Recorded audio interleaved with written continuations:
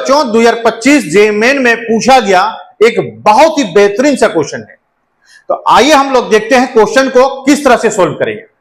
तो सबसे पहला काम यहां से हम लोग करते हैं क्या है, देखिएगा x माइनस 11 पावर 11 बाई 13 है और यहां पर x प्लस 15 पावर 15 बाई 13 है। या तो ये टर्म को यहां पर ले आइए या तो ये टर्म को यहां पर ले आइए। तो सबसे पहले क्या करते हैं, पहले इसको इंडिकेट करते हैं और इसके बाद हम लोग समझेंगे कि ये सब क्या है। तो सबसे पहले हम लोग इंडिकेट कर लेते हैं। तो सबसे पहला काम देखिए हम लोग क्या करते हैं, ये जो मेरे पास यहां से इंटीग्रेशन है, देखिए क्या करेंगे, ये यहां से dx हो गया। यहां देखिएगा x माइनस 11 पावर कितना हो गया, यहां से 11 बाई 13 हो गया और यहां पे x प्लस 15 और यहां से भी पावर क्या कर दिए 11 बाई 13 कर दिए और यहां से मेरे पास समझिए x प्लस 15 यहां पावर कितना हो गया 15 बाई 13 हो गया और x प्लस 15 अब पावर कितना हो गया 11 बाई 13। तो जितना पावर से यहां डिवाइड किया है उतना ही पावर से यहां से मल्टीप्लाइड कर दिया है।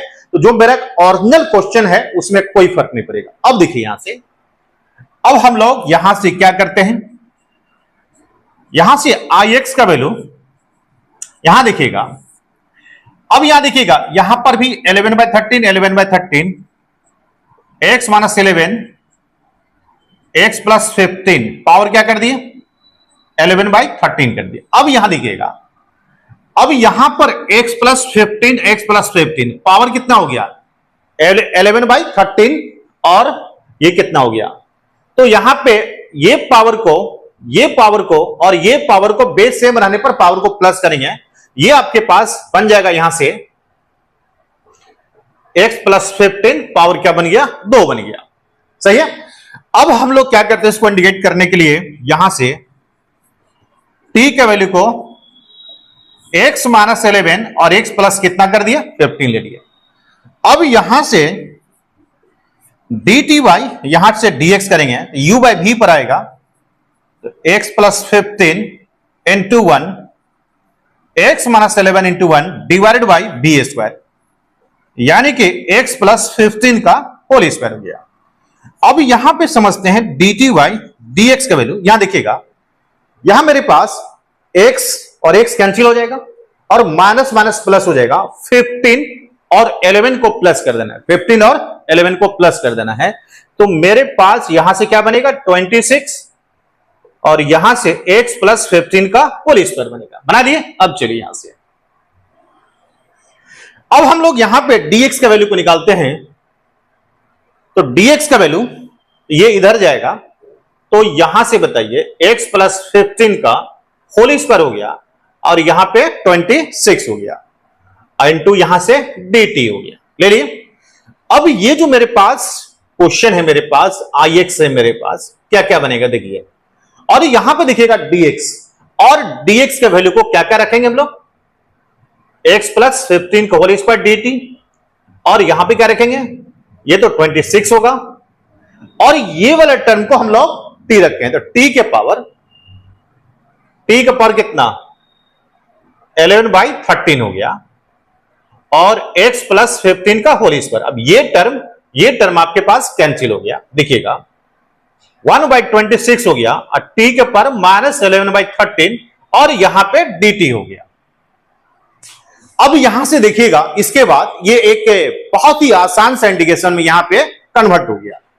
अब ये वाला टर्म को जब इंटीग्रेट करेंगे तो बताइए कितना होगा, 1 बाई 26 होगा और t के पावर माइनस 11 प्लस माइनस यहां से देखिएगा माइनस 11 बाई 13 प्लस 1, तो 13 माइनस 11 कितना हो जाएगा 2। ये आपके पास 2 बाई यहां से 13 हो गया और यहां से भी 2 बाई 13 और प्लस c हो गया और ये 1 बाई 26 हो गया, ये 13 बाई कितना हो गया 2 हो गया और यहां से t और t का वैल्यू को रख देना है x माइनस 11 और यहां से कितना होगा x प्लस 15 पावर कितना हो गया 2 बाई 13 प्लस c बन गया मेरे पास। बना दिए। अब देखिए यहां से ये और ये कैंसिल होगा, तो मेरे पास ix का वैल्यू मेरे पास कितना बन गया आपके पास 1 by 4 x minus 11 x plus 15 power कितना हो गया 2/13 प्लस c हो गया, 2/13 प्लस c हो गया। अभी तो इंटीग्रेट हम लोग इसको कर चुके हैं, अब इसको हम लोग आगे बढ़ाते हैं। देखिएगा इसको अभी हम लोग इंटीग्रेट कर दिए हैं, लेकिन आपको वैल्यू किसका चाहिए, b और c का वैल्यू चाहिए। अब यहां से आ जाते हैं, यहां से I37 माइनस I24 का वैल्यू यहां से हम लोग निकाल देते हैं। तो अब यहां से ध्यान से देखिएगा, I37 I24 का वैल्यू निकालने के लिए 1/4 करेंगे। देखिएगा 1/4 और यहां पे देखिएगा 37 माइनस 11 और यहां पे कितना बनेगा x प्लस 15 यानी कि 37 प्लस 15 और ये पावर कितना हो गया 2/13।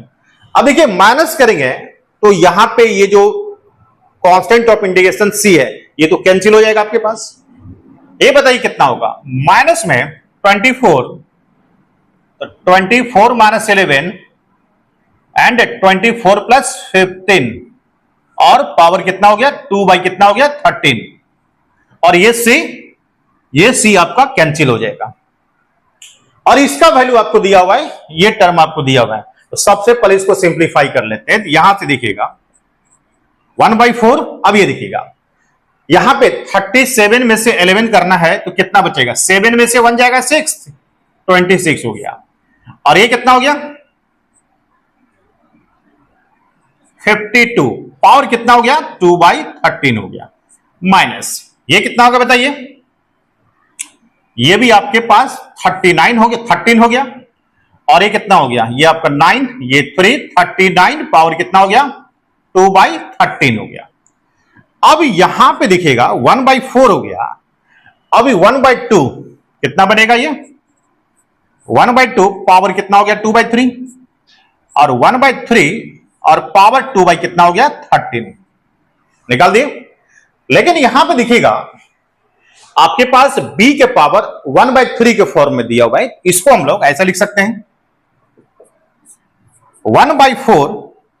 अब यहां पे देखिएगा b के पावर यानी कि यहां पे 1/2 का पावर 2 पावर 1/13 लिख दिए, यहां से 1/3 का पावर 2 3 का पावर 2 और पावर क्या लिख दिए 1/13 लिख दिए, कोई दिक्कत नहीं है।